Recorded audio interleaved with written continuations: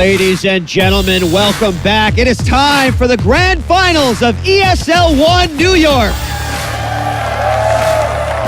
We are live from the Madison Square Garden Theater, and over the last day and a half, we have had nothing but great games from the 8 teams that qualified for this event. Now, we started out with 8, but now we're down to just 2. Every single team that qualified from the EU region has been eliminated. And now we stand with only China versus the United States. There's over $100,000 on the line, and of course, bragging rights, and the ESL 1 trophy, which stands beside me. So I have just one question. Are you ready for the ESL 1 Grand Finals?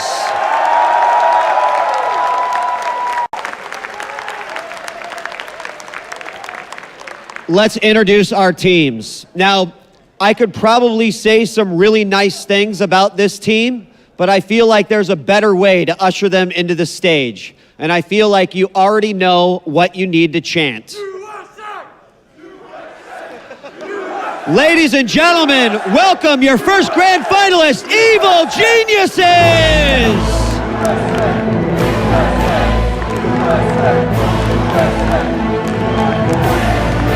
Good luck, guys. Good luck.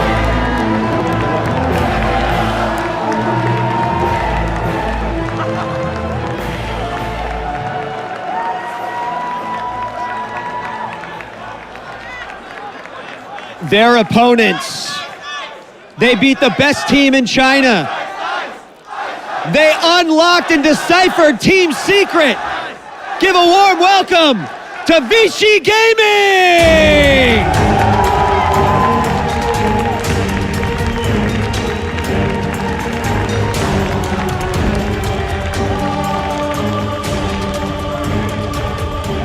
Ladies and gentlemen, we're moments away from the grand finals. One more round of applause for these two teams. The fight that they have given us over the course of this weekend. Let's hear it for them one last time. And let's send it over to the T-Mobile analyst desk to hear what they have to say about this ESL 1 Grand Finals. Gentlemen.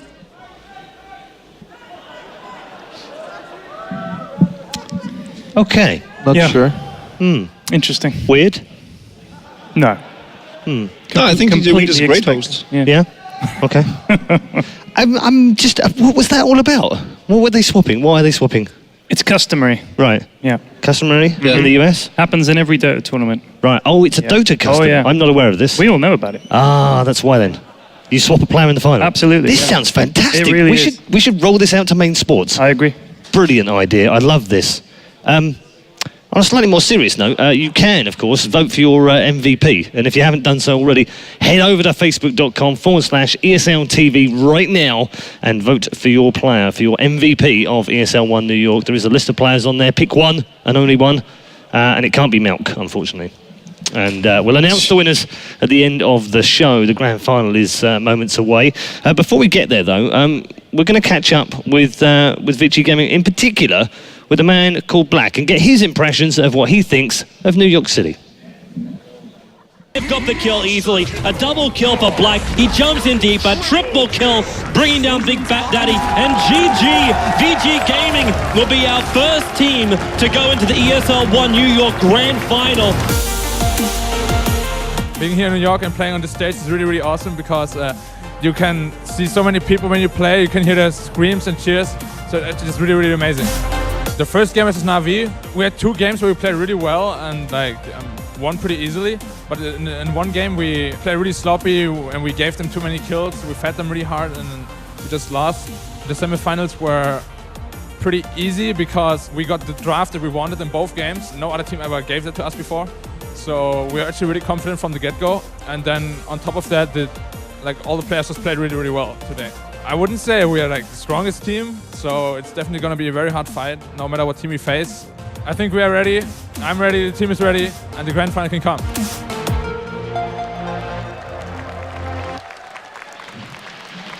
Well, they're ready. They're absolutely ready, and they played an absolute stomping semi-final. and that obviously has given them a little bit of a lift as well. Their confidence is high, and there's some form here as well. I know it's not exactly the same team, it was a different team completely actually, but we've only ever had a Chinese team win ESL 1.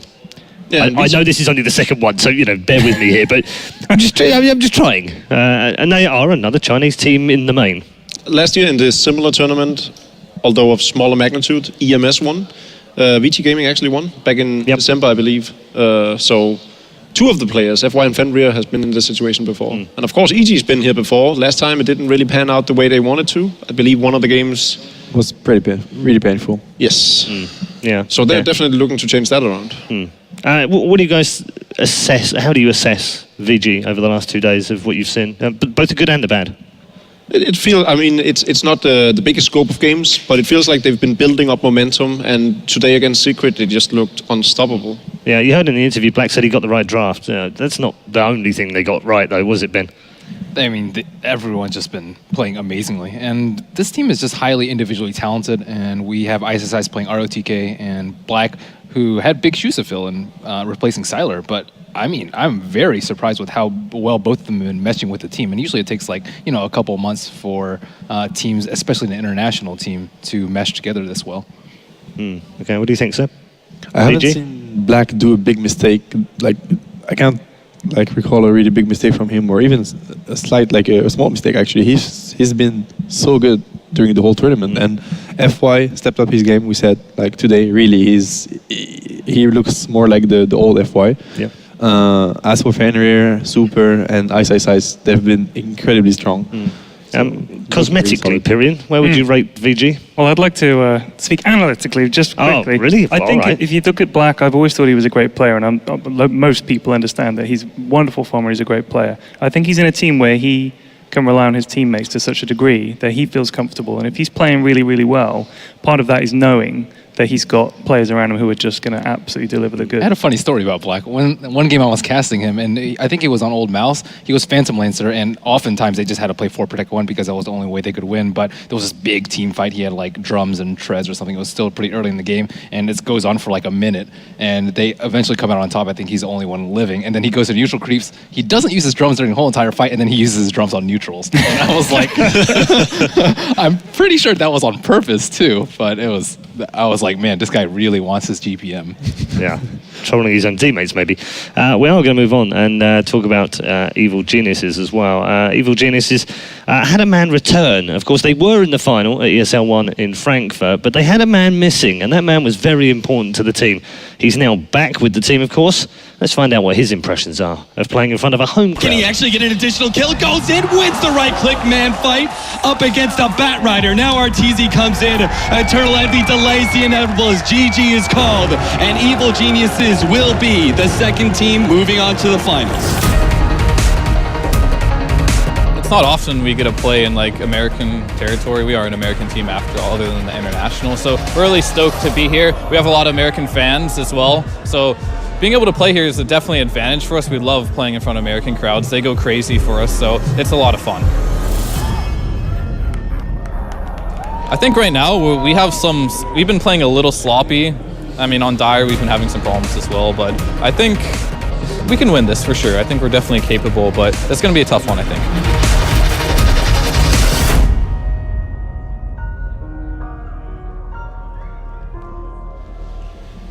Fear says it's going to be a tough one. I don't think we learned anything more than we already knew from that comment. We knew it's going to be a tough one. When you look at the way that they've played in the semi-finals and the finals yesterday, what do you rate as the better one? Was it the better victory against Alliance with the way that they played, or do you think actually today's was a better result, even though they got stomped in game 2? I think they're very even. Yeah?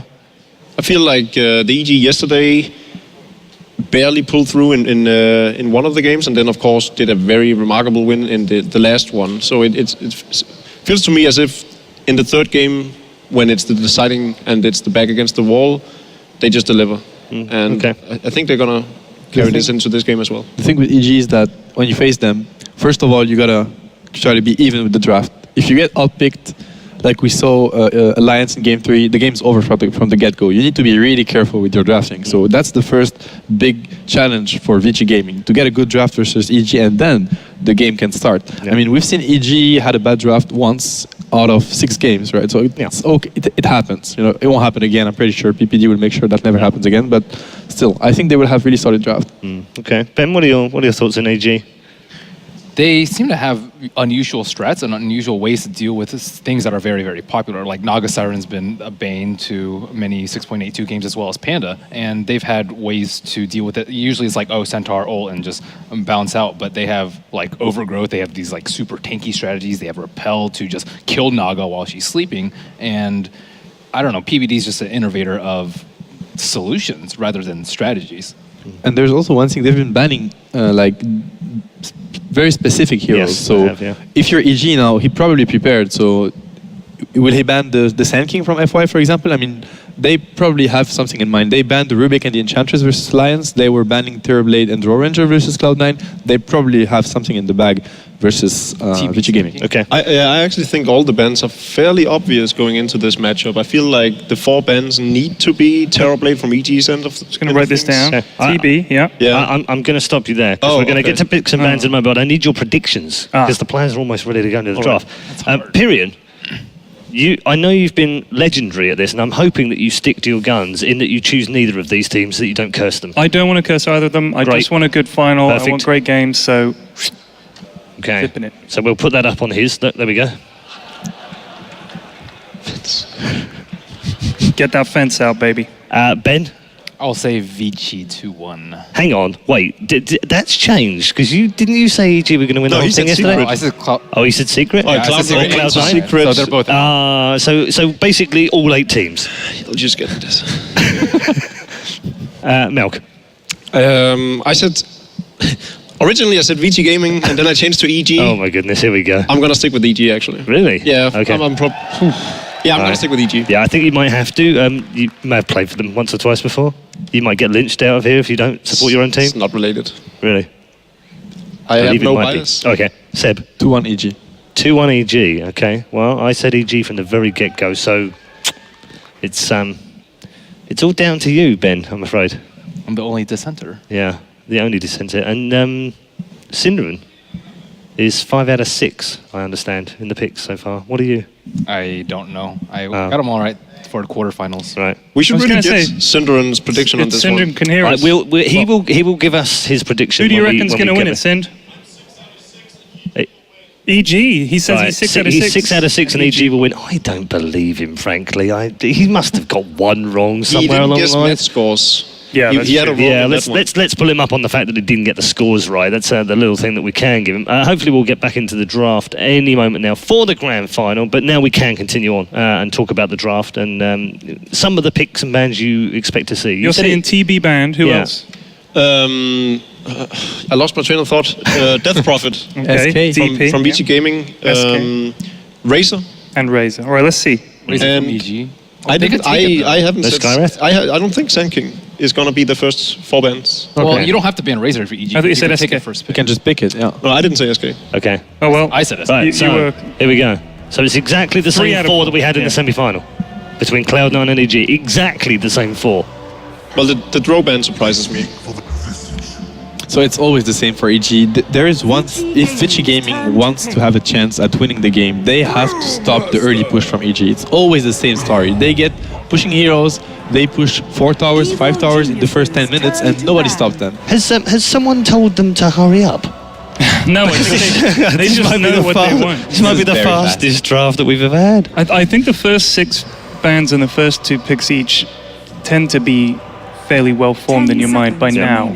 But I just have this I vision that think there's they actually a should ban guy it. just out of shot of the cameras who's, Pressing buttons. Yeah, he's like, I wonder what it is EG picked up on after their series against Cloud9 that made them pick the Nature's Prophet over the Brewmaster now. It sort of went from their 3rd, 4th pick priority to suddenly being their first pick priority, which is interesting. As well as ignoring the Why do you ban Yeah, the Draw exactly. Ranger versus ViCi Gaming? Yeah, I and was wondering that's what I was wondering. It makes no sense in my book. Maybe they have seen them scrim something? Well, maybe they secretly think the hero's overpowered. But and even they're if you waiting do- for people to catch on, I don't know. If you take MP and Visage in your first 2, you're not really scared of the opponent taking Barrow. No, exactly. So you'd be scared, I guess, maybe if they took it very first pick, but that's very, very unlikely. It's a really weird ban for sure. Maybe they... I'm not even sure what they're up to. Anyway, they decide to ban the Treant Protector, ViCi Gaming. I think it's a very good choice versus EG. You still might have to deal with the Abaddon, but well, I think Skyras is a very good way to actually deal with it. Do you think it's worth passing up the Brewmaster? No.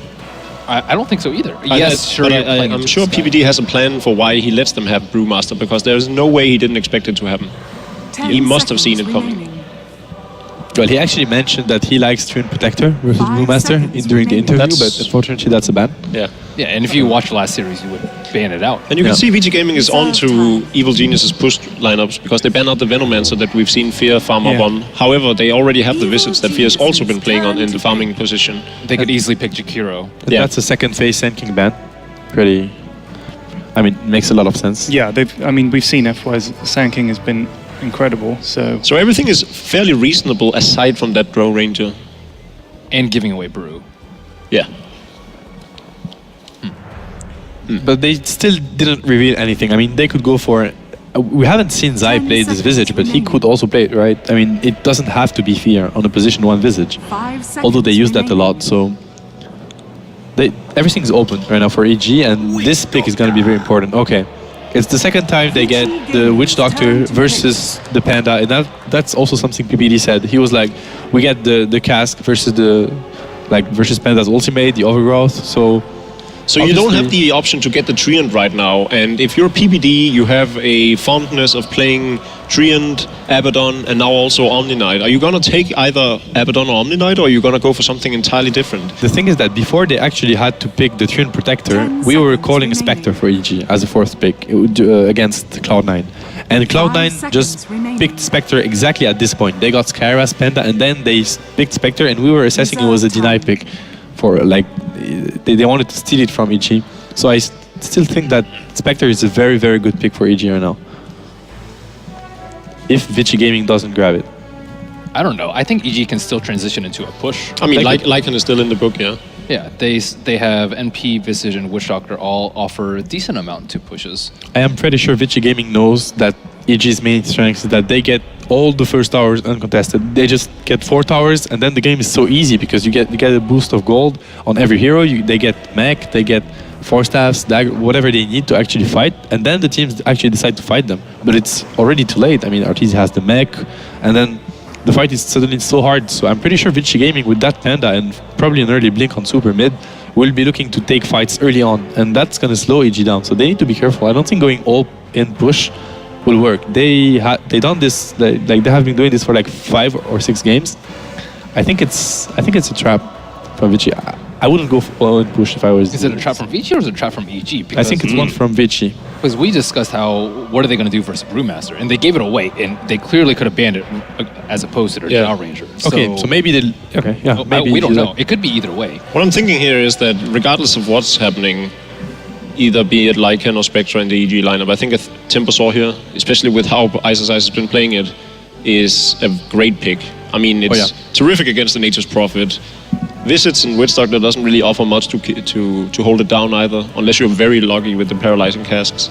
So here's a question for you. Given that you think they're going to pick Timbersaw, could EG be holding out and picking Doom? Doom here? Would Doom be a reasonable pick? I just got Analyst cursed. Well, Doom is still a very good pick for EG. We haven't seen the touch this tournament though. Yeah, that's true. But I mean, he got nerfed, but he got banned a couple of times, I think. If you're confident going into the grand final, you can hang on to that. Just keep it in your... And it's a Lycan. Yeah. Again, it's exactly the same lineup they're drafting. I mean, they don't have the Treant Protector, so let's see what PPD is actually going to grab for himself. But besides that hero is the most interchangeable hero out of the strat, though, and the secondly Visage. Yeah. So... Definitely. And it's, again, Witch Doctor that's going to have a lot of space after Visage actually farmed. But in the previous lineup, they had a Treant that could really offer up that amount of heal that they desperately needed, and a Bat Rider to shut the enemy down. Now they have a Nature's Prophet instead. It's not quite the same lineup, especially not now that the Treants no longer have the magic reduction. Well, the thing is that PPD actually drafted the Witch Doctor and the Lycan after the Treant got banned, so he must have something in mind. He's like, whatever, I know what I want to do. I have a replacement pick for the Treant Protector, so you can ban it, I don't mind. And ViCi does not have good anti-push, at least not for the first 20 minutes of the game. Dragon Knight. That's a very good lockdown versus the Lycan. It could have been the deny pick, although they could have easily banned it out. I guess, I mean, does Fear play Dragon Knight that much? Not really. It could be an Arteezy Dragon Knight and then Fear just I plays the think Lycan. last pick is either an Omni Knight or an Abaddon for Evil Geniuses. I Has think to it's be. PPD 0 that we haven't seen yet. I think this visit's definitely being played by... I think that Omni Knight might get banned, and Abaddon is a really bad pick, in my opinion, versus Brewmaster and versus Kyrax. Just quickly, FY has DC'd, and this DK is a random, so we're going to do a repick. Okay, great. You just got analyst I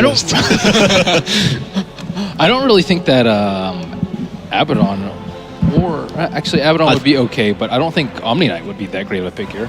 I do like the way he randomed a hero that we could actually talk about. Why is not? What's wrong with Omni Knight here? What's great about him? How do you lock down the Lycan? You don't need to lock down the Lycan. I mean, you can't kill me if you do lock him down. The thing with Omni Knight is that like all the harass from the Elder Titan and everything, it just you get healed. I really feel like Omni Knight can do It a still lot. could be a really good. Necrolite, Like as we talked about. Necrolite can be really good as well. I would agree with against an Elder Titan. Not the best hero to get. Honestly. I actually just didn't want to jinx it because whenever I say Necrophos, no one's going for it. So now that you ruined that for me as well. But EG's very likely to pick it though. They've used it in the past. They've used it once or twice. They've also used Omni Knight. Yeah, a couple of times. Yeah. Yep. I mean, to be fair, they could also go for a Korgic hero, although I don't know if that's more up their alley. I really think that it's very, very risky from EG what they're doing right now. They're just going all in push again. And ViCi has been doing nothing but watching EG for the last, 3 hours? I mean, so they know what's going on. And they're not the type of team that you can just surprise push. They know what's going on. So they can just counter you. It's very risky. What's Black going to play? I'm not sure, but the Elder Titan is one answer to those 5-man push. It's probably going to be a 4+1. I'm just going to throw this out there. It's not going to happen, but Juggernaut's Healing Ward is ridiculously strong. He's been buffed in 82 with the playthrough no longer being... I like it a lot too. Yeah. Oh yeah, that's a good call. It's something Fia and I used to love when we played together. You should probably What about... go and mention it to them. Yeah? I think you have time. Yeah, you've got the What about pause. Lone Druid? Why can't they just use Lone Druid instead? And It doesn't offer that same feel. The scythe. It's not as cool. It needs to heal. that's cool. No. The heal? Yeah. I want to see Necrophos, and with the scythe, that's what I like to see. Is it gross?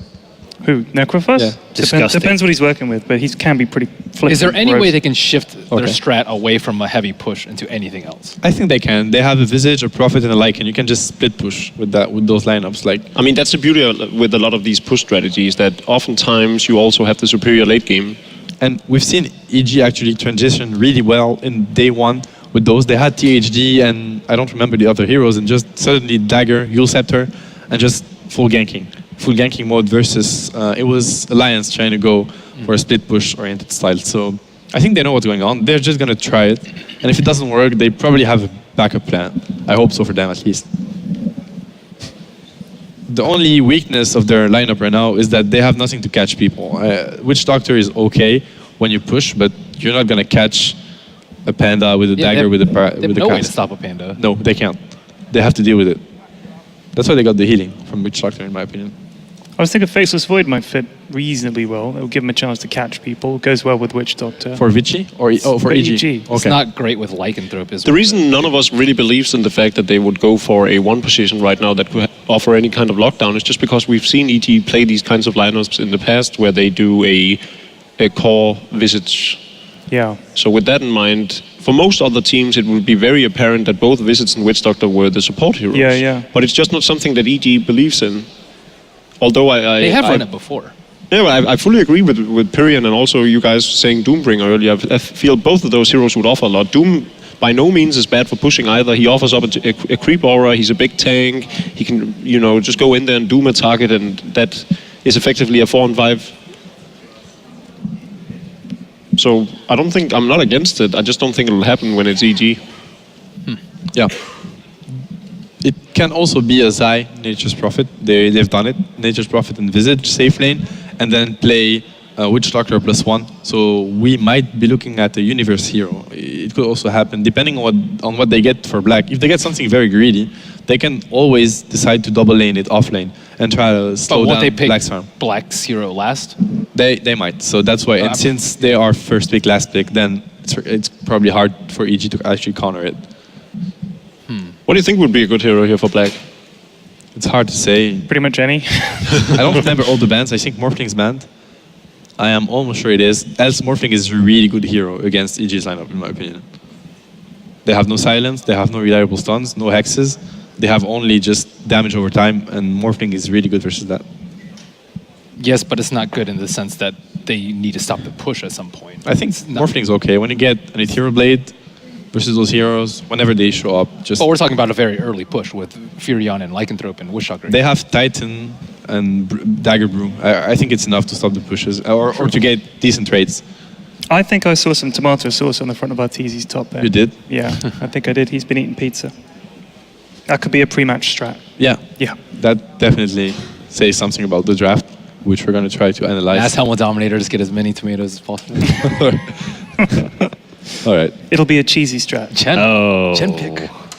Chen pick. That could work. No, I won't. They don't run Chen. I miss Chen a lot. It's mostly because we just know they don't run it. Can we get an ancient Chen with Aghanims? So Lycan. Yeah. And if he still picks DK, then that would be pretty funny. Yeah, it's like, I actually forgot about this.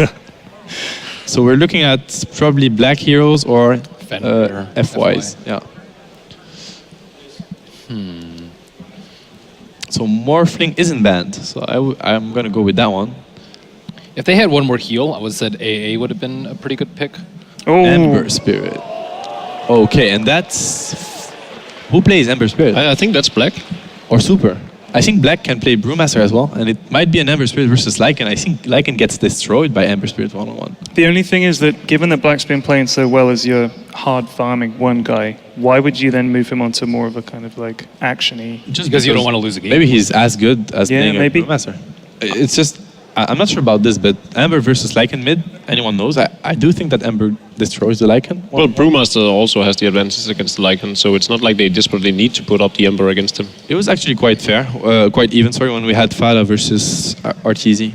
Like, Fada had like 6 CS more, but it's not that big of a deal, I feel like, after 8. Well, you said the Morphling was good because they don't have any lockdown. Ember Spirit also without any lockdown can That is crazy. Oh, This kind of makes Doom, like we were saying earlier, Doom might be a decent pick. Doom into that lineup. It's definitely better now. It forces Universe to get an Orchid as well. Still haven't had a Doom the entire tournament, I don't think. Yeah, we haven't seen him. No. It was banned by Cloud9. Yes, it was. Yeah, but it not was picked. banned. But not picked. Yeah. But I mean, good against Ember, good against Brew. We were also calling an Omni Knight or an Abaddon for EG. Let's see Or what... Necrophos. Or Necrophos. We keep dreaming. Yeah. The dream. Well, right now we were just spitballing anything that offers a heal. Chen has been mentioned, the Juggernaut. It might be an AA. AA plus Ember Spirit is also a very, very good combo. Oh yeah, we were talking EG. Yeah, I was thinking for ViCi as well, because I'm like, what is FY going to play? And they're missing a support. Unless it's an Elder Titan support, but that's very unlikely. It's very rare. So They banned the silencer. I think that would have been a reasonable. They don't have any hold for the silencer. yeah, I don't think a silencer was a... Because they don't have really initiation, so you're going to global, but on what do you want to use the global? Like on the Sprout, it's Sprout? not very effective. Sprout is global. You can't run away, man. You're dead.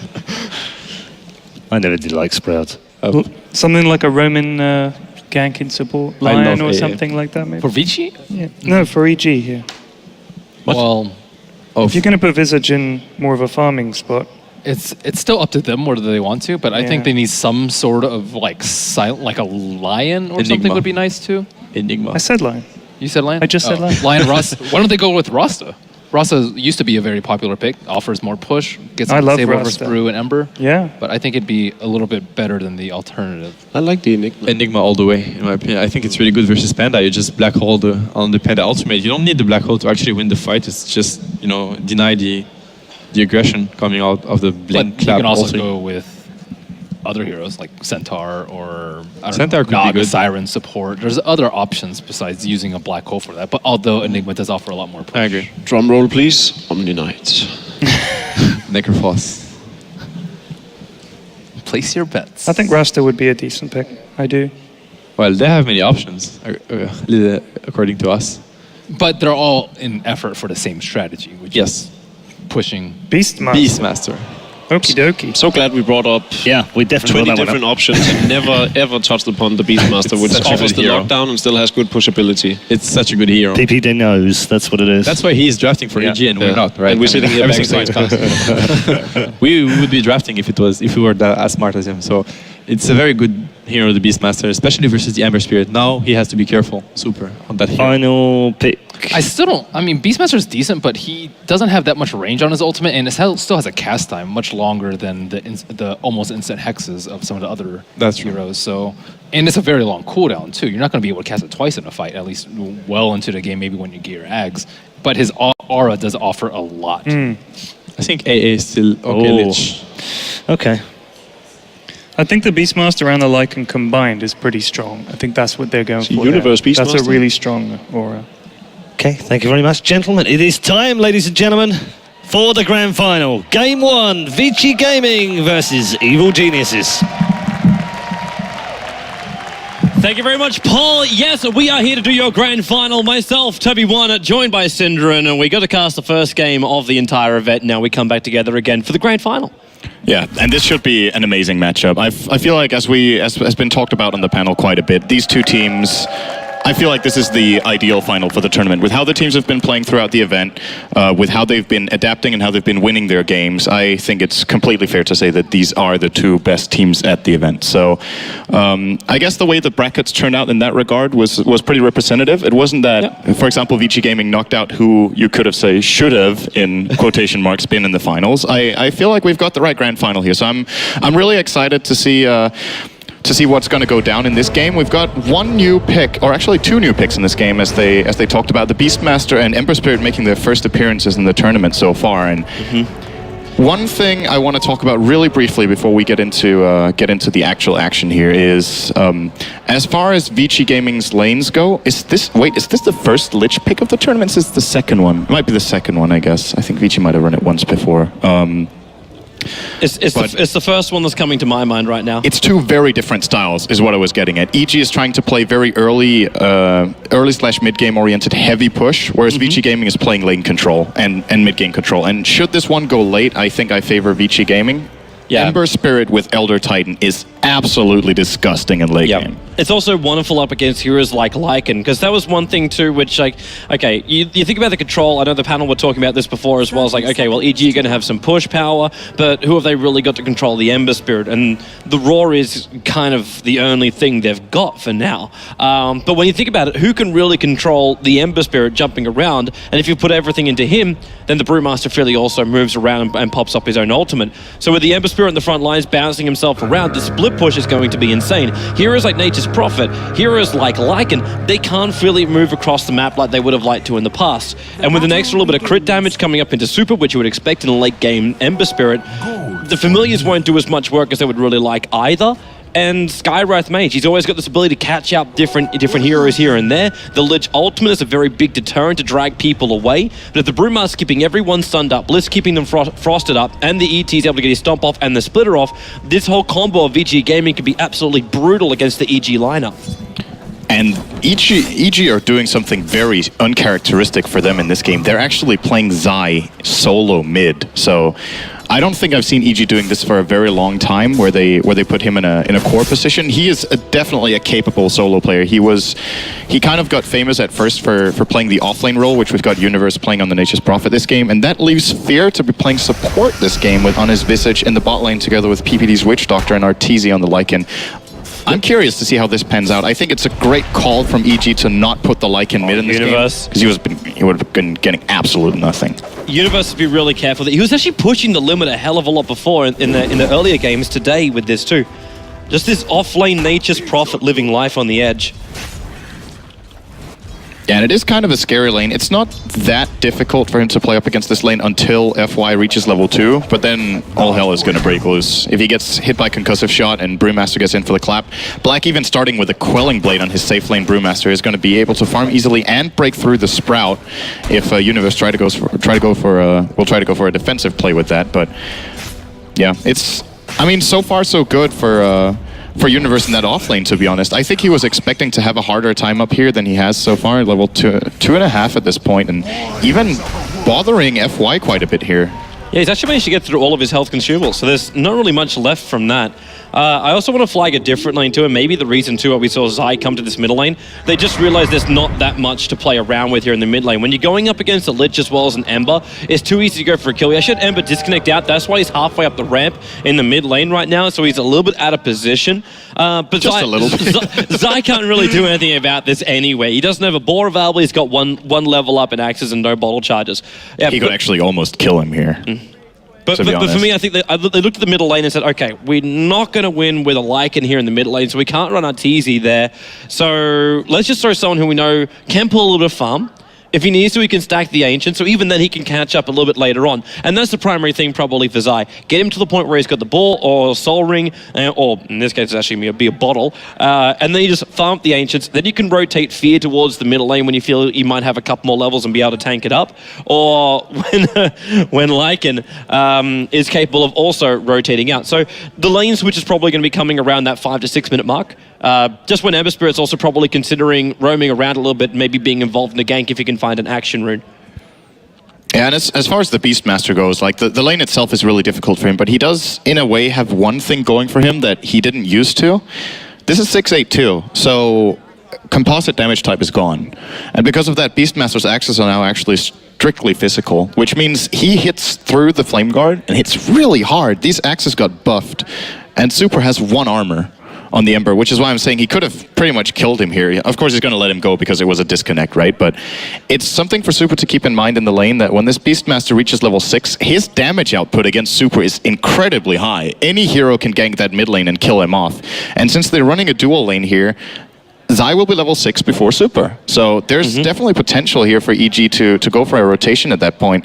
And I think it's the right guy to focus this game. If you can kill Ember Spirit twice or maybe 3 times before the 15-minute mark, you will be very, very happy with that. I just want to set everyone's hearts at rest right now. There has been an agreement between VG Gaming and EG that they'll allow Super to come back. There was some quotes from the Chronicle of Frozen that did inspire them to allow that to happen. So the players will allow Super to move themselves back. Zai says he'll be a nice guy, and Black is now giving him his firstborn. We might have crossed storylines a little bit there. Yeah. But Ember Spirit does reconnect himself back inside the game. And that means we'll be able to get ourselves back underway very, very quickly, and nothing is really going to be lost, including the life points there of Super. So let's get it underway. Yeah, he's okay still. He has 4 tangos and is going to get his bottle in a moment. So this is not the end of the world for him. Of course, it's annoying taking damage like this, but he's going to be all right. Yeah. Now, what I'm interested to see if ViCi Gaming are going to try to change up their lanes a little bit and rotate the Lich somewhere else, or if they feel like they're getting enough out of the mid lane. Because to be honest, yes, they're keeping Zai from getting quite a few CS, but he's still going to be getting his once he gets the bottle out. That's when Beastmaster will just be getting farm easily in that mid lane. No matter how hard they try, he can still get like 1 or 2 last hits every time he uses the wild axes. What lanes is he going to make better, though, by rotating? Yeah, that's the question. If he goes bottom, I think he could help out Ice quite a bit to get some higher levels and perhaps annoy the Lycan quite a bit after we see the I don't think he can go top, TPD, because then he's just going to leech out the experience from Black and FY. Pointless. There's no reason to go there. The bot is the only other option, really. Yeah, and maybe he wants to stay in mid, but to be honest, the lane decision-making here from EG to put Beastmaster mid has been the best decision in the game so far as lanes go. This has been very good already, and we're only 3 minutes in, but because of that, they get a very farmed Lycan. Beastmaster is getting what he needs, and more importantly, it's just about how this is going to develop when you get to the early part of the mid game, right? Let's say you get a fast level 6 in the Beastmaster, you get a fast level 6 in the Prophet. That has a lot of implications as to how you can start moving around on the map, whereas ViCi are a lot more limited with this mid lane. Ember does not want to move early on. He's not going to get a fast level 6. And the other heroes they have on their team can't really gank that well until they get up in their levels too. Skywrath Lich is not the best support duo. It's okay, I guess. But Brewmaster, playing the safe lane, he needs a bit of time to farm with Blink. And Elder Titan, well, also not your best ganker. I like this now dual lane coming out from EG. So knowing that, like, the early harassment from the Witch Doctor was just trying to keep Ice off the lane and burn through a couple of the consumables, and they move it out, and they put Fear now as a core in the lane, move Arteezy into the jungle, and drag PPD in towards the middle lane to work with Zai. So this turns into more of a rune control, using Hawk, using that also rather nicely crafted ball. And they're searching for an opening. Super and Fenrir. FY's got no way to slow him down until Super now will bottle up a haste rune. So be careful about it coming anywhere near Super when he gets those searing chains off. So they will not want to move anywhere near him for just the near moment. But you notice now they wanted to get the familiars up for Fear. They want to have something to work up against Ice, and instantly he realized that the support heroes have moved out. Ice moves up in the lanes. He starts contesting for the CS now. And he's level 4.5, which is very, very good for an Elder Titan. 4.5 minutes in the Dire off lane, so he's looking great so far. Of course, he hasn't really been getting that much farm. He's still got 8 CS, which is, I feel like he's got more than he should have here, to be honest. And it's on the same par as Nature's Prophet. Like, it's even experience, even CS. Yeah, but he was against 3 heroes in the beginning, right? There was a Witch Doctor, Visage, and the Lycan. This is not good for Universe. Yeah, he's in all sorts of trouble. Don't have to seal him up until he starts TPing out. He sprouts up Black there. Is that Quelling Blade going to work? FY tried the body block, but he was unable to get it right now. The Grave Shield from Fear, he'll rotate him. There's only one charge up in the Soul Assumption. It will be enough damage, however. First blood goes to EG. And ViCi Gaming lose their Skywrath Mage, while middle lane Fenrir, he can't get close enough to Zai.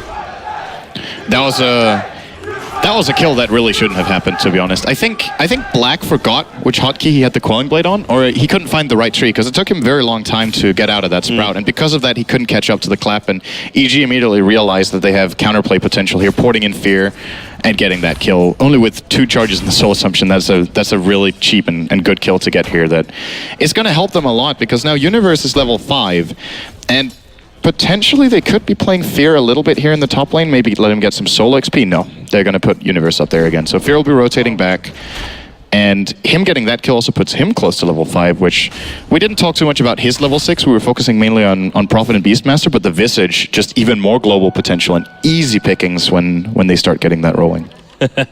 Super's trying to come up here to make sure this Beastmaster is incapable of stacking up the Ancients.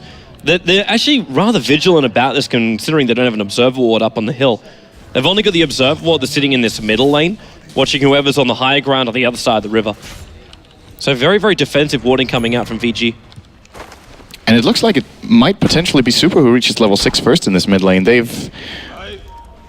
forced Zai back a little bit more now, and of course with Lich denying, he will not be getting the full XP, but I was still imagining he would hit level 6 faster by being 1 and 2. But currently out-leveling Zai here, and the moment Super hits level 6, they can basically jump on Zai and kill him. He has no escape, and without Roar, he can't lock them in place. So he needs to be very, very careful once that comes up for Super. Even now sitting on an Illusion Rune, and the Face Boots grabbed, and this is very unusual. If this smoke gank does not work, it's essentially a lot of wasted time, but it's a very hard one to call as well, because you're really not expecting it. Might work perfectly. Oh, and Arteezy's half really in a lot of trouble already. Yep, Frost Blast takes away so many of his life points. Super is actually holding the Searing Chains back. He doesn't need it, so he doesn't use it. Arteezy will get sniped off inside the jungle. It's a good smoke rotation. And it's around that mark that we were calling before, the 6 to 7 minute mark, when the Ember will look to rotate out, is when we thought EG was going to do their lanes. I'm surprised EG weren't 100% prepared for that, because you look at around their warding, that's the beauty about that 6 to 7 minute mark. You got fresh warding down the bottom lane, watching the bottom access area, but that's it. Like, there's no other vision, so when they go missing, it was only missing for maybe 10 seconds.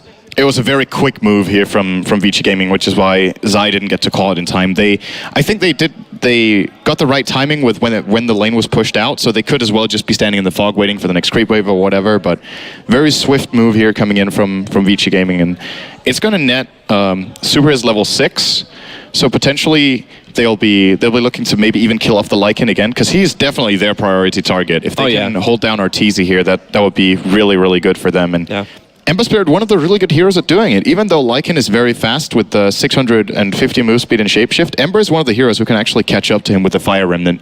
And of course, Searing Chains to hold him in place for those 3 seconds on level 4. It seemed like that was actually the counter pick. That was the main reason they got it, was to deal with Lycan. And, well, so far so good. They got a kill. Man, it's going to get better and better as time goes on too. I just loved how efficient the Super wanted to be the entire time. He didn't trigger the Searing Chains in case, I don't know what, there could have been a potential TP out by the Lycan. He didn't actually have one at the time. Or he was waiting for extra support. Yeah, he's in a lot of trouble. Super, he gets Searing Chains off. The Spirit was on top of him, and now a quick jump away, which means the Paralyzing Cask is also taking out position. But Ice, sprouted up. Universe comes in to help him out. A Soul Assumption hit from Fear.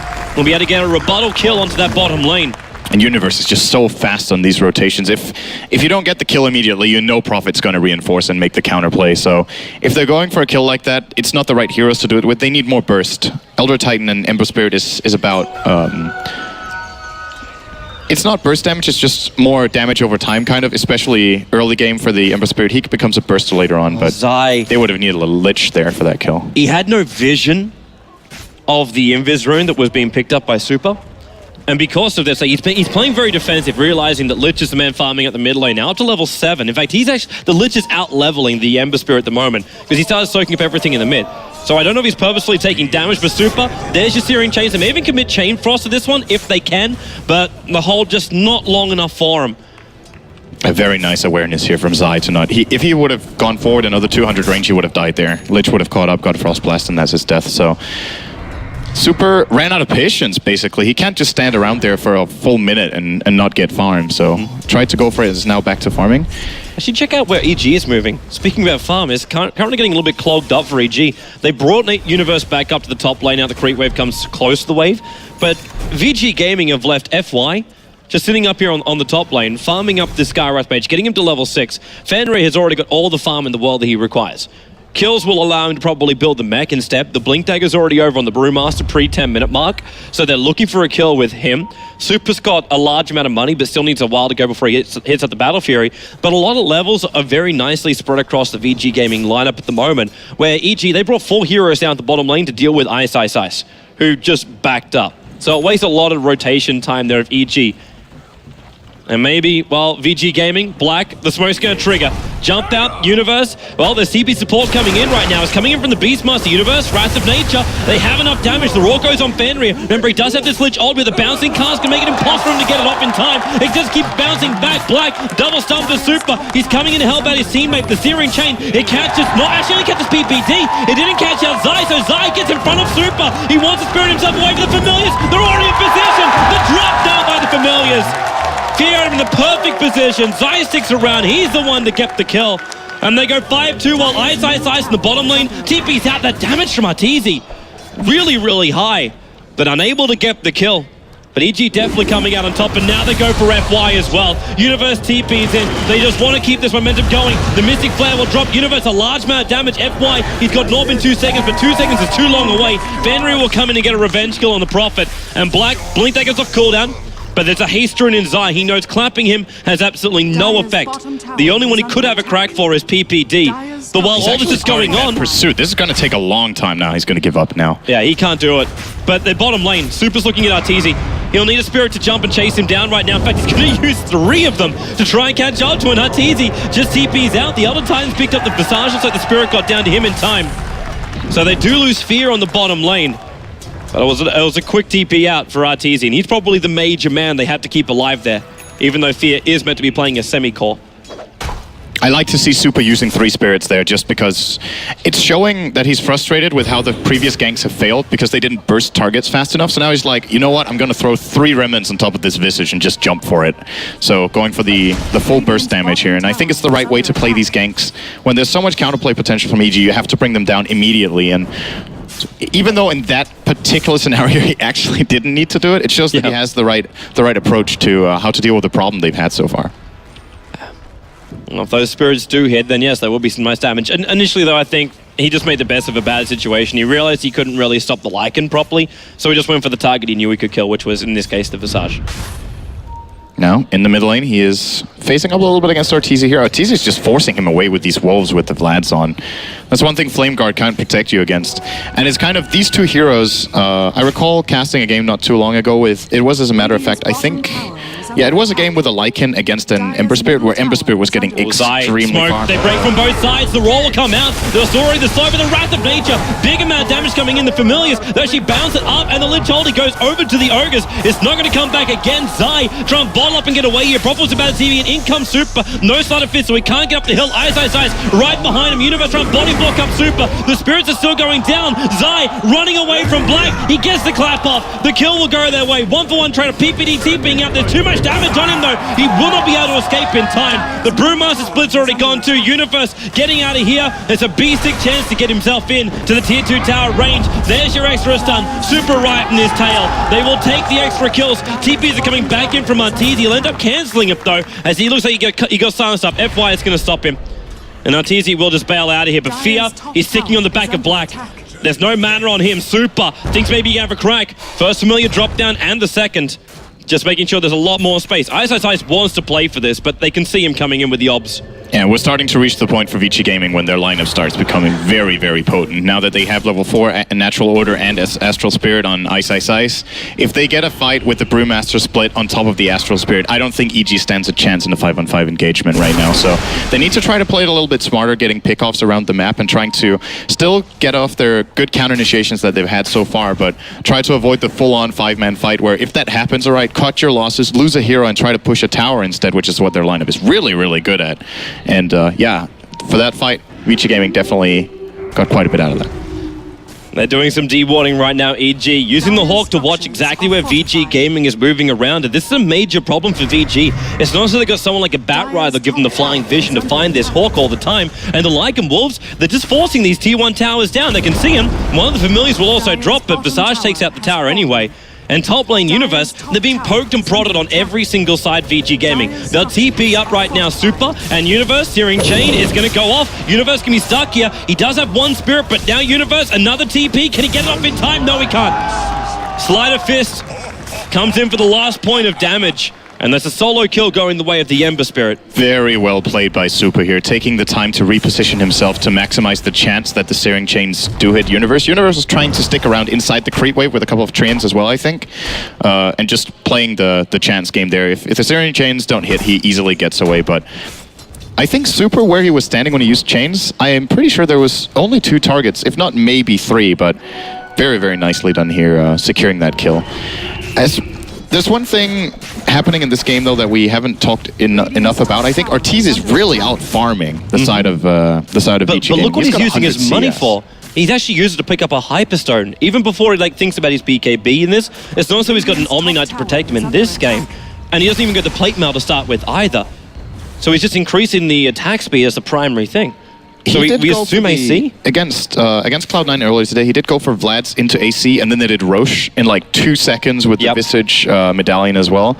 And that's, if they can manage to pull that off, it's fine that he doesn't have the BKB, because with 2 lives in the fight following that, he can definitely play with confidence, and ViCi Gaming can't really focus him. And then when the following fight comes, he might have farmed up his BKB. If the game plays out the way EG are imagining, then that's definitely a possibility. And Super Black jumps in, he got the clap as well as the split. Super, the roller go on him with the Wrath of Nature. Is there enough damage to really turn this around? PPT back to the tier 1 tower. The propper's up in towards the air. He's regenerating the ET splitter. It pulls back Xayah as well as Universe. It's going to be one to VG Gaming. Now the lit Chain Frost coming down. And Needmore's bouncing to Fear, but it's just lost in the creep wave. A little bit further down though, Black did manage to get that second hero pick up for Super. Too much damage under the tower. Fear, well, they will get the double kill over to Black.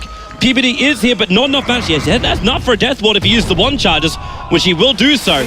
But there's no control to really go with this. So it ends up being a 1-for-3 trade-off. That's just ViCi Gaming right there, getting the perfect opening. And Super's damage output when he's with this Elder Titan of Ice is so scary. Speaking of which, Ice is going for his Midas build again, which he ran once earlier this tournament, I think, and it's apparently his priority now on the Elder Titan. He used to never get this item, but now he seems to be getting it every time, so he scales into the mid game. And in that particular game, we're talking about whether he would be thinking about going for something like the Aghanim Scepter. I think this is a really good Ag Scepter game for the Elder Titan, getting that disarm on the ultimate against a Lycan who I think will not be too hard to hit with the Earth Splitter, because when the fights break out, Arteezy will try to stay on his target. And even if, let's say he doesn't get hit, then at least he zones him out. So I would like to see that a lot from Ice this game. This is going to be pretty rough, but, well, we called up exactly perfectly before, and it looks like already the pings are coming out. With the Hawks and the Boars doing all the scout work for him, the ET Spirit comes over finally, so both teams fully aware of what's going on inside the pit. Roshan drops to half-life, and EG will bail themselves out. But FY already starts to D-ward at the moment, as long as he can keep hitting uphill. But that's also his Arcane boost now arriving for a Skywrath Mage. Actually, he's not. He's actually bypassing his Arcanes. This looks like a Well, I am going to assume a Yule Scepter. I'm not going to assume a Dagon. I think, hang on, what's in the courier? It's the Staff of Wizardry. Oh yeah, so the mech is going, okay, the mech is going onto the Lich, because this is a build I had seen before in Skywrath, double nulls into mech, but yeah, I would assume the Force Staff here, it's a really good way of dealing with Beastmaster. Alright, yep. Whenever you get roared, you can get the target out of trouble. Yule Scepter is also a possible choice, but... I was just thinking for the setup and a way to actually control the Lycan, considering he's not going a BKB build. He's obviously going to get it in the later portion of the game. But in this early stages, he can do a hell of a lot for him. I just think the chance that Force Staff becomes relevant in the fight is much higher. So I would expect that to be the choice here from FY. And they're going to try to trade off towers here. Tier 1 tower top being pushed out by EG, bottom Tier 1 by ViCi Gaming, and I think both teams are going to be happy with, okay, you know what, let's just trade them off. Blink now picked up for Zai. That's a big pickup right here. It was mentioned by the panel that raw times the distance just isn't as long as you would really like it, not unless you're able to pick up something like an Aghanim Scepter on him. So the Blink Dagger is that ability to jump on the Ember Spirit before he's able to reposition himself to jump on you. It also means those defensive spirits may not be in the exact position that Super wants them to be in, and may not be his get-out-jail-free card. Now, EG, you got a rather large army coming up on top. The Howl damage too forces a fortification to come up from VG Gaming. PPD wants to have a crack here at the middle lane. He won't find any kind of joy, however, with Black around him, but they see that because of the Hawk that's in the tree line. But this top tower, down to 1/3 of his life points. That was just a minion army push with a Howl bonus, and only a level 1 Howl at that. I'm surprised EG backed off from that. They had the Hawk spotting out both Black and Fenrir around the mid lane, so they could have forced the TPs or maybe just taken the tower there if they would have stuck around. But playing it a little safe here, can't really fault them too much for it though, because I feel like, judging from EG's previous games, they probably feel like, first of all, Arteezy's farming really well, and they don't really struggle to manage the later portion of the mid game with these kind of lineups. A lot of teams will be brute forcing very hard, feeling like, guys, we drafted a pushing lineup, we need to take all the towers, but EG are taking care of getting the farm as well and scaling well into later on. Look how quick VG go attempt this. EG will be taking this tier 2 tower now. Zai comes up, he's got 1 point up in that inner beats, and he'll have the Howl bonus coming up from Lycan right now too. And this will mean the death of the tier 2 tower, and because no one from VG Gaming are defending this, instantly EG know what the hell is going on, and that's the fact that Roshan is currently being done by VG Gaming. 3 euros in there, the Lycan will finish up his full AC right now, but this will be an Aegis Immortal going into the Ember Spirit. I think this is a really good trade and a good play by ViCi Gaming. It's the trade itself, the tier 2 for Roche, I guess you could say is fairly even, because this top tier 2 tower is actually quite relevant for the Dire to have some good control of the jungle, but it's more the fact that they deny the Aegis from EG. You know what EG's plan is. We've seen it multiple times in the tournament. They want to get this Aegis, they want to start sieging, and now they've just bought themselves like 10 minutes in which they know there's not going to be the Aegis on the Lycan, so should a team fight break out, ViCi Gaming might be able to get the opener they're looking for. We'll see if they do want to initiate. I was actually looking for that opener with some level of smoke coming on the courier, but currently there's actually no smoke on their team. In fact, do they even have it in stock at the moment? They actually don't. It's on cooldown for another just over 1.5 minutes now. So they got no ability just to walk themselves out. They do have the ability just to force down a lane, however. But does Super really want to do that? Or is it more insurance to make sure he just finishes his Battle Fury? I think ViCi Gaming are content with just farming for a little bit here. Get the key item up on Super. The Battle Fury is a huge difference for the Ember Spirit. And in addition to that, they also have the Midas advantage, which we mentioned it briefly, but going into later on in the game, Ice has the potential to really scale on this hero. He currently sits on a Force Staff and 1,300 gold. He'll probably be going for a Scythe of Vice, but let's imagine this one goes the distance, like past an hour. Elder Titan is a hero who can actually be played with significant damage output late game, because Natural Order not only affects the Spirit, but of course also himself, so whoever he's hitting does not have base armor. And if you get a good Astral Spirit off and get the damage bonus for yourself, if you get something like a crit and a BKB, you could potentially fight into EG's lineup. And if nothing else, draw attention to yourself, take some focus fire from EG, and give Super some good space in the fights. Actually, just watching, you were right about the 4 staffs. So the double 4 staffs are already up. Fenris is actually practically done at the moment. I'm still not 100% certain, like, when EG want to hit their proper timing on this. Is it just now, I'll wait out the 5 minutes before they want to try and push in? PPD doesn't really have much. Like, we're not looking at a quick Aghanim Scepter coming up on this Witch Doctor in this game. It's more, damn it, I need to build into my urn. a quick 23-minute urn. Even then, he's a little bit off that. And they can't get the space because Arteezy's just pulling so much of it in. He's still sitting at 11,000 net worth. He has the highest net worth on the board, but his effectiveness during the team fights, it still kind of feels like he can be properly controlled. The trade-off they've done, though, for PPD getting very little farm is, if you look at Fear, he started out as a support Visage, and now in a 23-minute game, he does have the Axe end level at almost 12. So he's been getting a lot of farm priority on the team. And at the same time, Zai, who played the mid-role, he's got what he needs. He has the Blink Dagger and the Gem to be able to try to get some good map control here. And Battle Fury is done. Curious to see what he's going to build into. Yeah, this is going to be the Battle Fury for Super. Fairly late. Should also flag too that Ice picked up a plate mail, so he's actually probably going to go into a Shiva's Guard build as this ET. Unless he wants to have a crack at the AC as well, but I assume Black will do that instead. Because that's been more of his kind of role. Super, Trip Familiar stuns, holding him in position, but he's already got his Flame Guard up. So in the Wrath of Nature, do some chip damage. But this is the tier 1 tower. On the top lane though, Arteezy making a beeline for the tier 3. He doesn't have the creep wave, however. But EG will slow him down with a fortification. You've still got Universe pushing at the bottom lane, and there's a Courier being roared up by Zai. The double balls are coming in. The Courier, it needs more speed to get itself up. Wait, it's just over the hill. The boar attack, 9 life points on the Courier, and now Zai's going to lose his life points for it. And importantly, he drops the gem. That is a huge kill right there. They keep their Courier alive, and they give a big expensive item over to ViCi Gaming. And probably more importantly, all these Hawks now can be visible because of the gems, and all the aggressive warding of EG is going to go down the toilet. That was such a high-risk play as well. I think it was a cool attempt here going for that, but he knew that ViCi Gaming's heroes were in the middle lane at the tier 1 tower, so they could definitely cut him off, and the time it takes him to get the roar off, and even with Super on the Ember Spirit, he knows Super's going to catch up, and then he can't stop him, right? Because you just roared a Courier. So this is a pretty big mistake. It's a swing. It's not just that he dies and loses the gem, but he hands it over, so it's a swing of about 2,000 gold right there in one play. And it's not like they got something secondary out of it. Arteezy didn't really do any damage to the top tier 3, and sure, they defended their mid tier 1, but they glyphed that already. And ViCi Gaming will probably be looking for that soon anyway.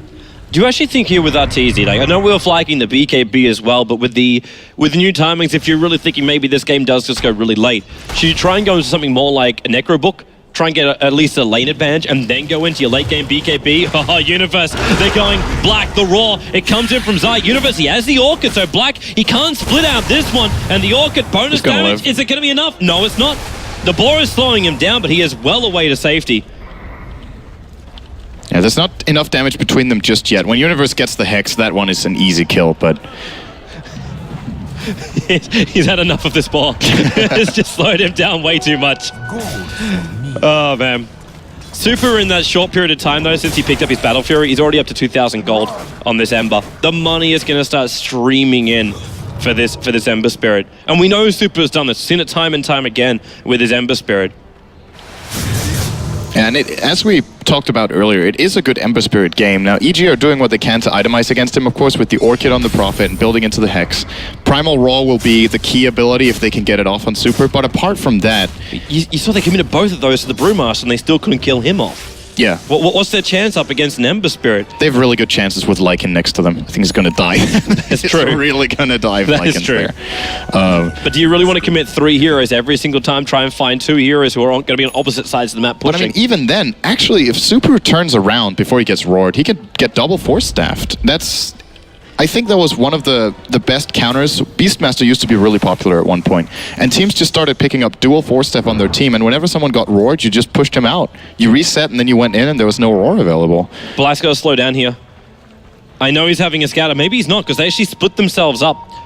So Super's going to come down the mid. They did group themselves up as 5, searching for an opening. Ice comes in range of the tower, and Super, with that fresh Chrysalis over on him, the Spirit comes in, and now the Stomp Arteezy. He's already going to be controlled during the first part of the Lycan form, and the ET split is going to make sure there's no real follow-up. He just has to sleep while he waits. Black splits himself up, and Arteezy's lost half his life points. Familiar drop down. They still want to kill off Super, but defensive Spirit back. Arteezy will be picking up FY very, very deep over on the dire side of the river. While the Brewmaster Rolly has still caused a large amount of chaos, PPD gonna get Searing chained up for the moment. There is another Stomp coming up here from Ice, slowing the pressure, but PPD's Restoration bringing him up again. Super has a Sleight of Fist into a Searing Chain in 2 seconds' time if he wants to have a crack, and he's looking at it. He definitely wants it. The Hawk is watching the entire ViCi Gaming lineup until Super kills it off now. And do they get an opening? They got one. PPD, he's burning, but not enough until Black jumps in. Very quick on the climb. Universal Lich Shot is going to bounce back up again. The Familiars is going to work against Fear right now. He's got to split this up, but he won't. It actually bounced between his Familiar and himself. It's too much damage. The Slider Fist up again. Fear, there's a Spirit out and in. There goes Super. Double kill, however, for Black. Zarya is still alive for the moment, but EG are not coming out on top of these engagements at all.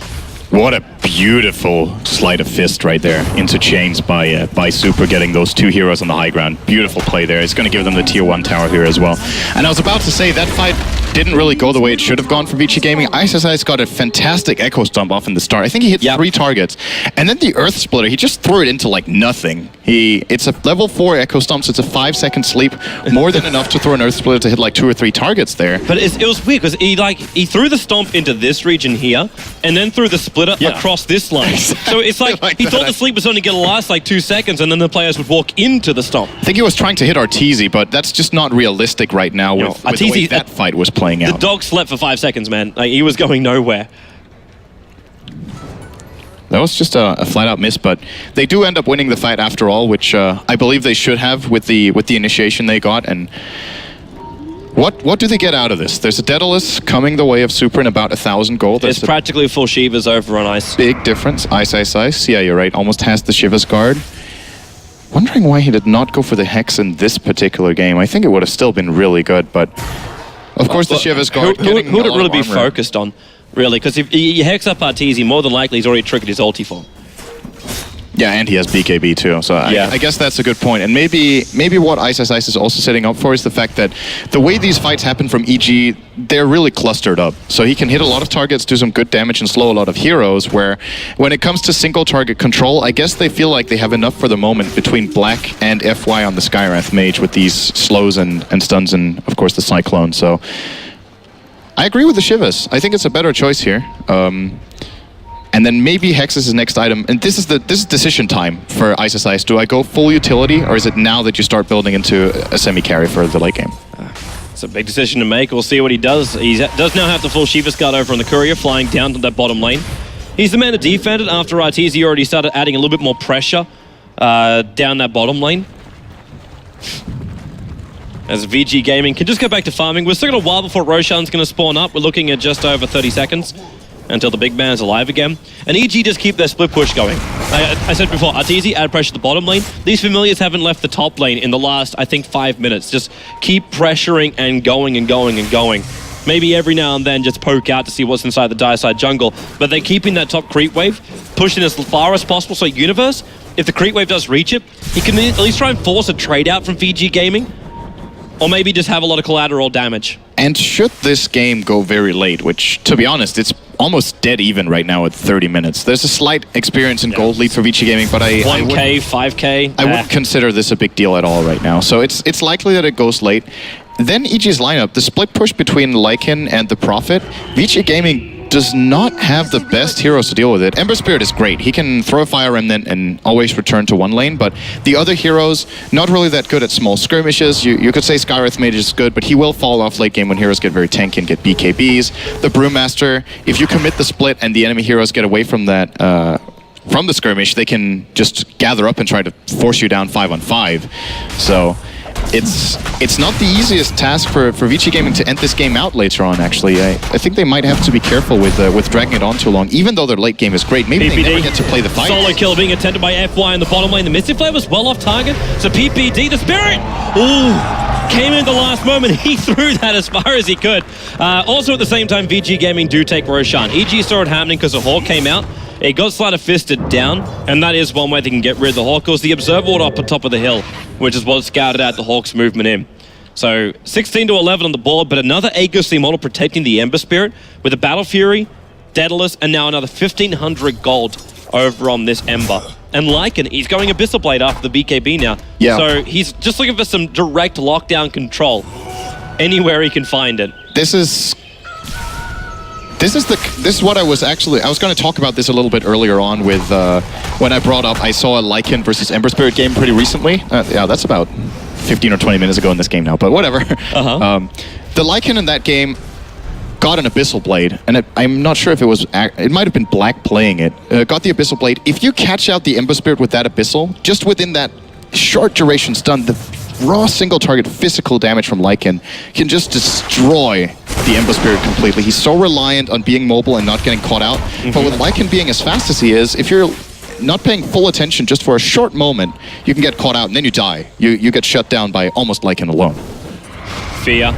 Scouted out by Ice. He'll stomp him, he'll silence, he'll sleep him, and then instant jump in by Black. With the clamp and the drunken haste, they just slow him down and lock him down. Very quick, very easy pick off. They have the Observer Ward up on top of the hill, which is what let them scout out the fact that Fear was there. And instantly they've got the creep wave with them. They push to the tier 2 tower. Defensive Spirit up. But I don't think Super really needs it. He's got another 2.4k gold already over on his Ember Spirit. He wants EG to come out and try and fight him, especially when he has his Agos immortal. EG don't want to bar of it. Arteezy's pushing to the tier 2 tower in the bottom lane. PPD is pushing out the top lane, so they'll let it go. In fact, they're actually coming back. Fortification's going to come. Super, the man, the defense, slide a fist down. There's no Searing Chain, however. He holds on to that. Arteezy, he's got the tower. It's still a tier 2 for a tier 2 trade-off, except Beastmaster actually denied the tower. With the ball against 4 heroes? Come on, man, it's 46 damage. That's stuff OP. Man, Zai's been full of surprises. They're coming up. They're actually going high ground on this one. Super came back because he TP'd in, but he left his Spirit behind, so they've already got this tier 3 tower down to 1/3 of his life points. Maybe make it 1/4, make it maybe 1/5. It's actually going to go completely down. The Wolves are coming up. They're going to focus on the racks while up on top lane. The Familiars, they're being the tier 3 tower, but where's this initiation supposed to come? Universe to the front lines, going to side the Bisons on Black. Now we'll let it go. Witch Doctor, is there enough damage? Ice to mech. It won't keep him up. 2 heroes lost for VG Gaming. The follow-up stunts into FY. Force up him forward. Super needs the damage with Mystic Flare. They've got Zai. The Ledge Holder going to bounce back down again. Up to Fear. Over to Arteezy. Super. Too much damage. It is, however, just going to be the ulti Arteezy. He's trying to get himself free with his own ultimate. Concussive shot and the orb attacks flying out. He runs back into the engagement. Super. They have enough. The fresh Familiar's up. A large amount of damage. Freshly resummoned there by Fear to find that damage too. ViCi Gaming cannot afford to let this happen. Black got caught completely out of position there without BKB on, got roared and brought down. He needs to stand further back and not let this happen, because the moment he gets roared and he gets completely shut down by EG, even though Super has a lot of farm and had an Aegis, they need the control. And EG was just completely ahead in that fight the moment Black was down. I don't think Black was bought back, right? I don't think Black was expecting. They bought back 2 heroes as well. That's a huge loss for ViCi Ember Gaming. Master. You see the spike come up for EG. That's a pretty shallow canyon, but it's still enough to give him an advantage. Yeah, but that side the Vice arrived at the perfect time for Profit. Like, the perfect time. They were not ready for it at all. And because of this now, Arteezy is only 1,000 gold or so away from having his full Abyssal Blade up and running. 35 minutes in, where it looked a little bit off than that. And even Fear. This guy's got Shiva's Guard Aghanims and is building his Scythe of Vice.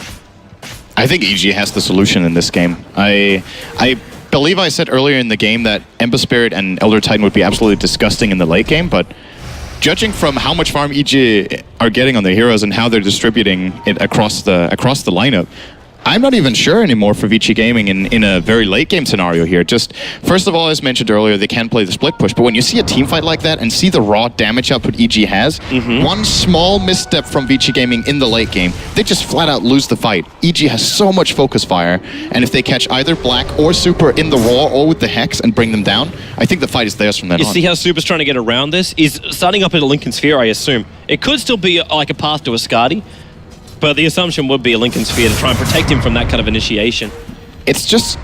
No, I don't know if that's good enough here. There's so many things to break that Lincoln's with. Paralyzing Cask, Grave Chill, Soul Assumption, Orchid, Hex, Sprout. VG are coming again, man. There's plenty of things, yeah. They are going to try and go in, but pressure here. Look at the new item now coming up on Zai. It's a level 2 Raw with an Aghanims upgrade now. The pressure is there.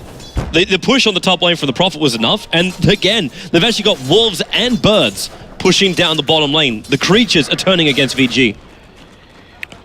Check out Fear's armor. What is he up to? Okay, 50 armor on a Visage. He had 60 when Arteezy was next to him because of the 2 auras. I think that might be the highest armor I've ever seen on a hero.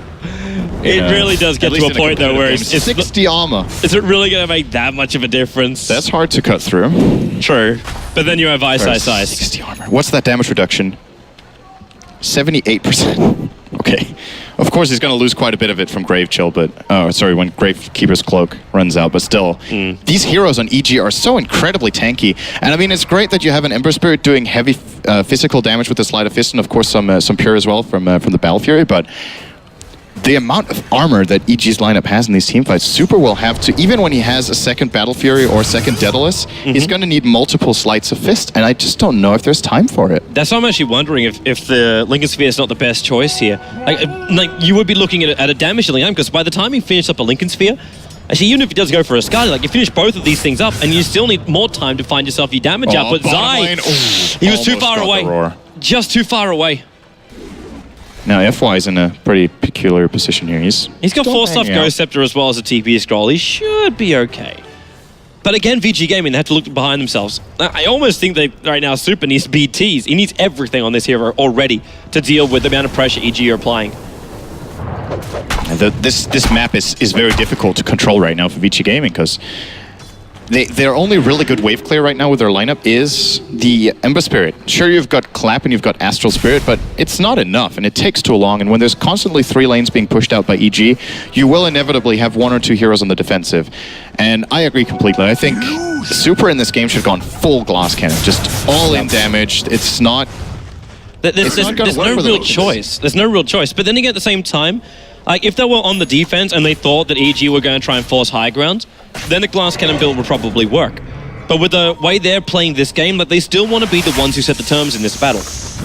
And because of that, they need to have stability when they go in.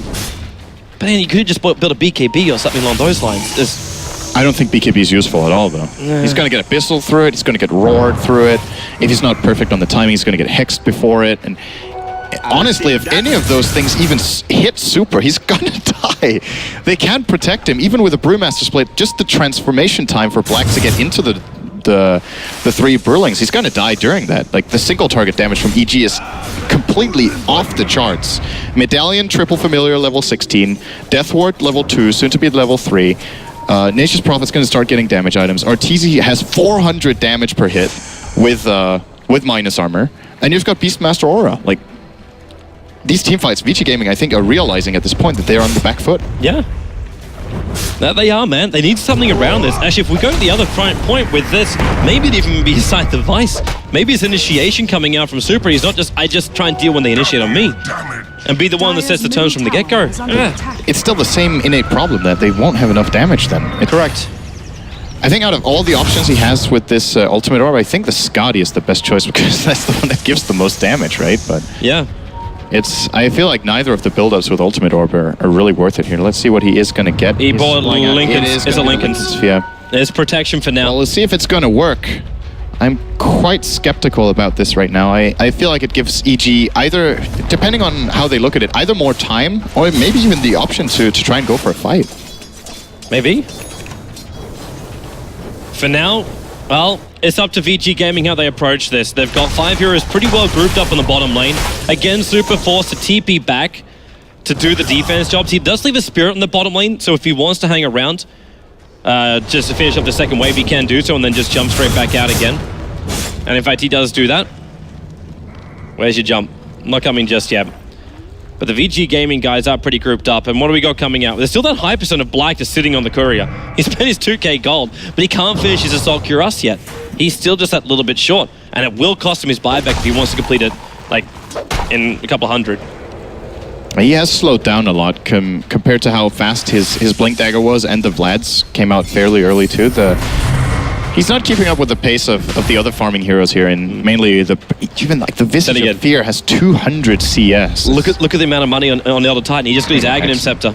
Yeah, she got the 3k for it too. Is he going to get that? Yeah, he has a 3k with a point booster. I would love to see this in play. This is the first time I see this item even used on the Elder Titan since the You can imagine how great it's going to be up against a hero like a Lycan. He has their entire lineup. Okay, I guess the disarm would only work on heroes, so you can't disarm the familiars, you can't disarm the Death Ward. That would be kind of interesting. And that's another problem that's coming ViCi's way, because PPD is getting a lot of farm in this safe lane. He's now up to 3k gold. The Axe Death Ward is not far off, and I think it is going to be his item of choice. Oh, Roshan again. Yeah, This time he's got they're being quick. some PPD use. already down half his life points. FY wants to keep this pressure on him and keep him distracted so the rest of VG can do their work. So the cheese is down. The Aegis model will be taken by Super. The Wolves are also hovering around. Black is the man that holds on to the cheese for now. But he's got enough money that can finally buy this Assault Cuirass of his. And with the cheese's extra insurance, he might feel that is enough. He's still going to die if he gets roared. True. That's very, very true. And it's kind of crazy to think about because he has 40 armor, right? He has 40 armor, 2,000 health. Oh, FY's in but trouble. He's still going to get burst He's down. got Rod, the Lycan. He comes in his wolf form. Arteezy, the Ghost Scepter, making it impossible to actually attack the FY. He'll try and actually slow him down with the concussive shot. But that wolf is just way too fast for him. But I'm still very skeptical about how well EG can force high ground here. That's the only real problem I'm seeing still with that lineup. Well, the question is, do they have to? Because with Ice going for the item build he has so far, and with Blacknut, he is also, you know, the build Capitalist has been talking about quite a bit with going for Abyssal Blade and the Brewmaster and turning him into like a late gamer instead of just an aura carrier. I think it's a good choice here for ViCi Gaming to go for. Ember Spirit is not going to be enough damage, I think. And with Ice going full utility, well, who else is going to do it? Are you going to get Mask of Madness MKB on your Lich, or Black has to get damage? There really is no other choice for him. But then again, there might be other options that he just prefers. The fact we just have a no Aghanim except a Brewmaster kind of feels a little dodgy.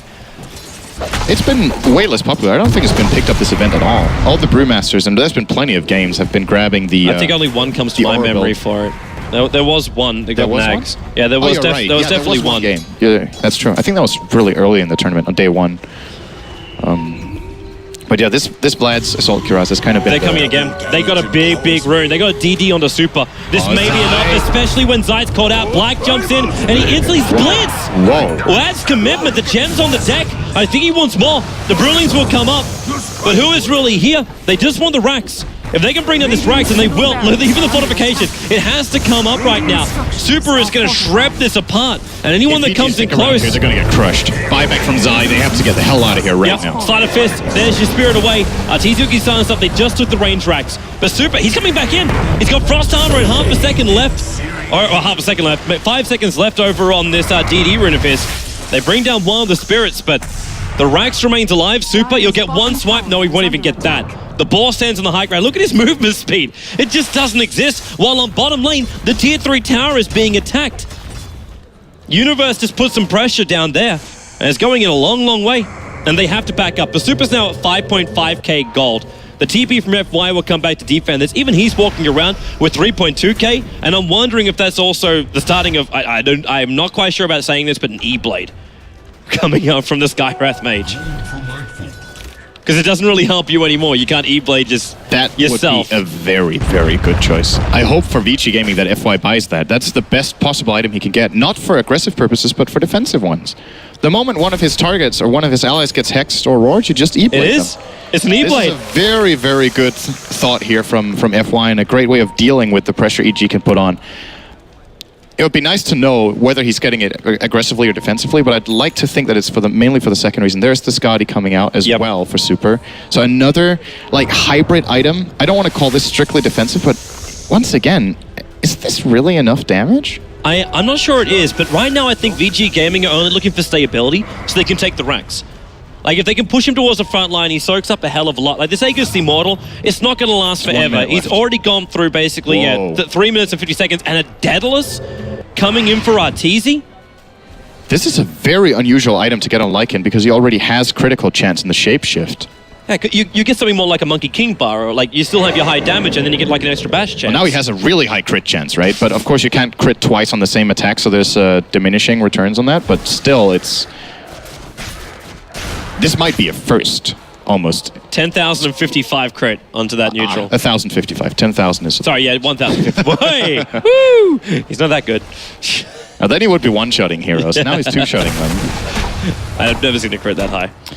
But yeah, it's really interesting to see this because getting crit on heroes with built-in crit in either the transformation of Lycan or, you know, here like Wraith King, for example, with the passive crit is very unusual because you feel like it's not enough value since you already have a crit, but The idea here for Arteezy, I guess, is that if he can more reliably know whether he can bring a target down or not, and it might just mathematically still be a better choice than, for example, an MKB, which, well, no one on ViCi Gaming is getting any sort of evasion, so what do you need it for? The Ags is just about to be completed. It's 100 gold off for PPD, and he may not have time for this. The bottom lane's been pushed out again by these bloody birds. While up on top lane, the tier 2 tower taken out by the Brewmaster, and they know the fight's about to begin, but who's stranded? Arteezy, he doesn't actually have a TP to come back into this one. So Super will try and open up on the tier 3 tower. This is a Black will help him up, and he's got to trigger the ulti to get there in time. The Raw goes on Black, but now he's still going to get the split off. The silence there's ET splitter going, but the ulti out from PPD, the Mystic Flare, they're trying to stop it. Ice, four-staffed up, he's away. The gem will still go down. Now he has actually tick out. The Nature's Prophet picks him up. Arteezy the front lines. The Lich ulti will go over the Brewmaster split, also popping off. PPD going to get stunned up. The Ember not really wanting a part of this, and that paralyzing cast is causing them problems. Not to mention these resummon familiars. And look at how much respect EG has for ViCi Gaming here. Oh, is he going to make that Hex? He has cooldown on it, so no, he's not.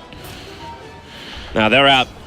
They were 5 against 3 there, and they didn't pursue, right? They still knew that ViCi had the turnaround potential here, so a lot of respect coming out from Evil Geniuses here, but they do hold their base. The tower lost half its health, and they did not have a glyph there, so I think overall that's a pretty good hold.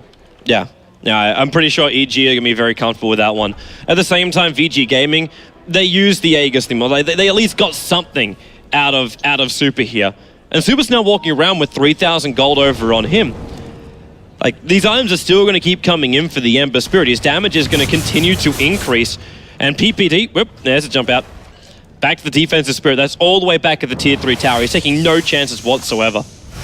And PPD is going to buy up his Ags now. He has the Curry in the base at the spot. He doesn't have the money anymore, does he? He has on it. Okay. So he could buy it right now. He's still hesitating. Not sure if he wants to save for buyback.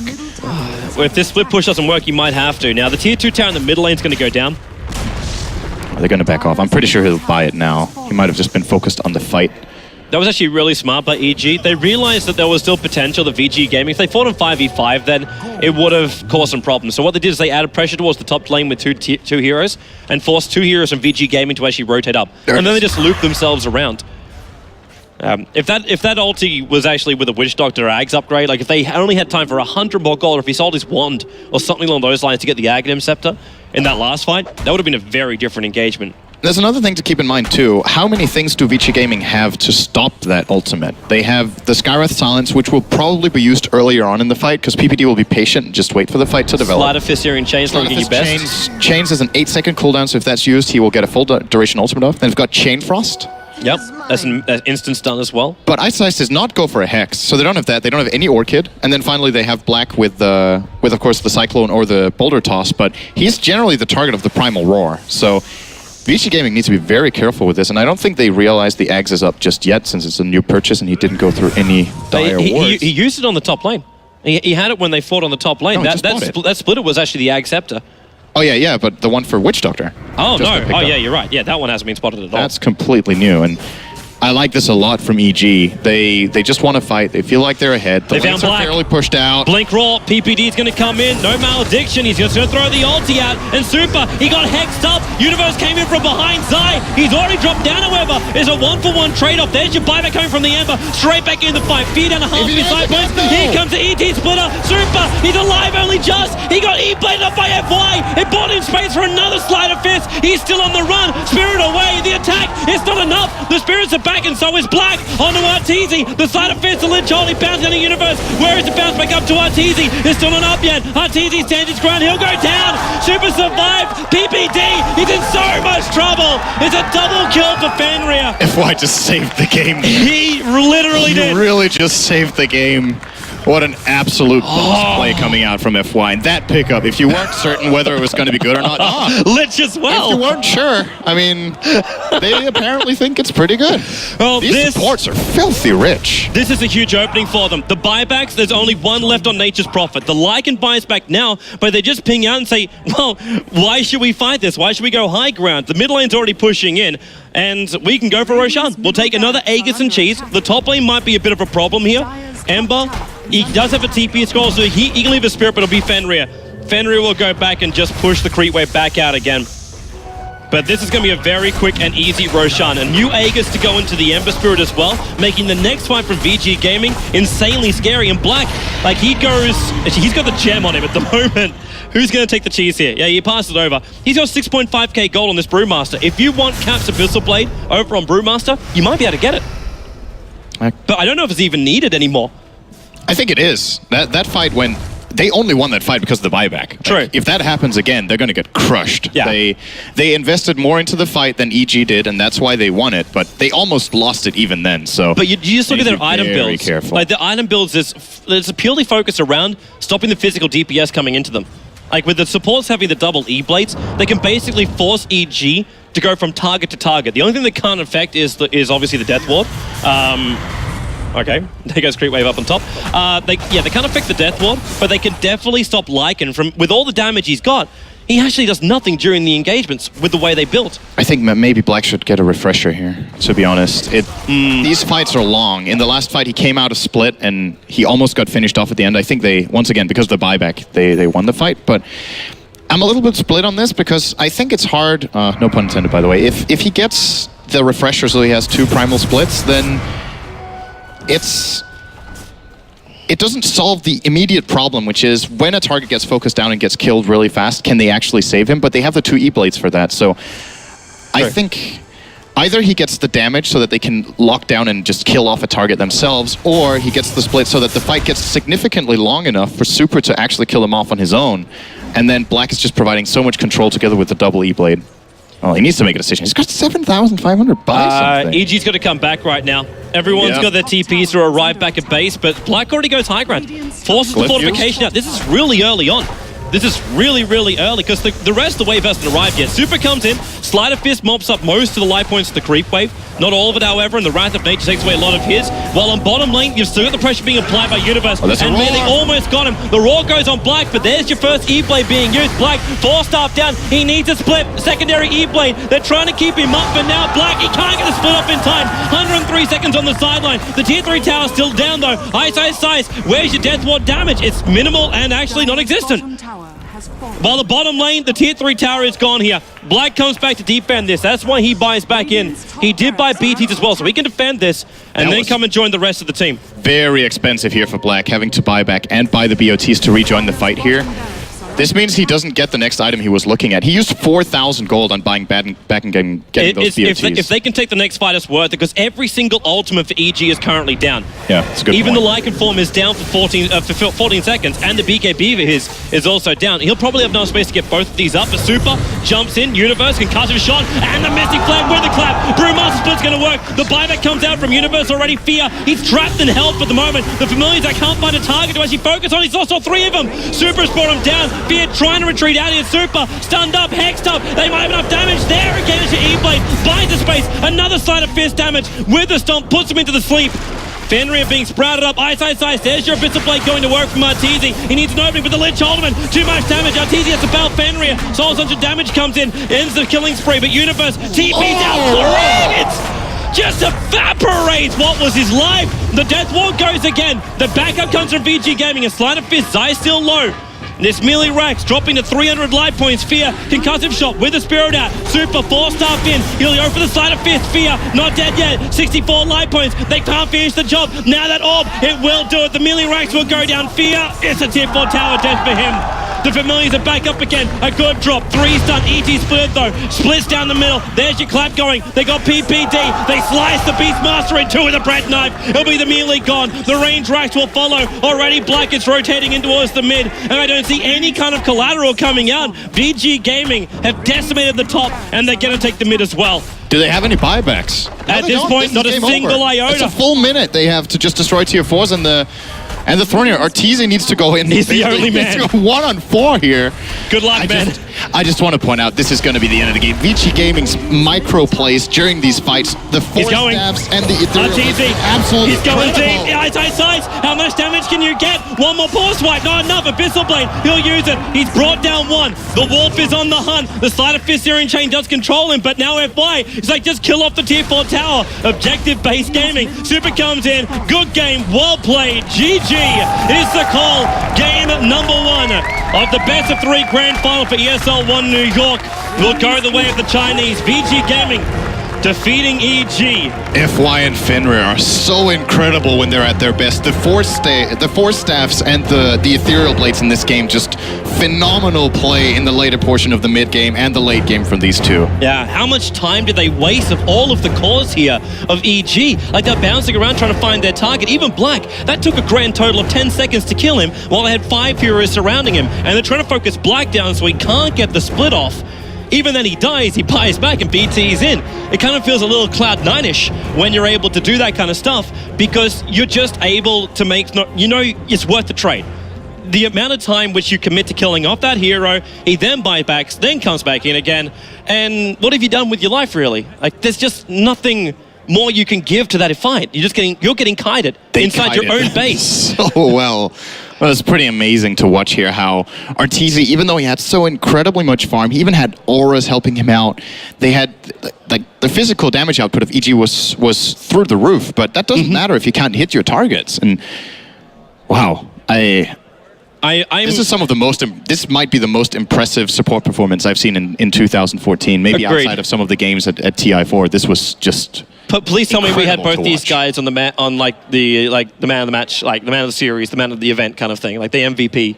Tell me we had them on the website. Because if they're not, we've made a serious mistake. Both of these players should be there. FY. The hilarious thing is, too, even in the drafting phase, they banned out against him. They didn't want him to have, like, these primary core heroes that he's just, like, controlled them with so, like, time and time again. And then you give him, like, the Skywrath Mage, the hero which some would say is slightly overrated. And then he picks it up, and they got finally it through, and it wasn't even his killing potential. It was literally just their way. So yeah, we're going to be having, we're going to be jumping over. We'll pass it over.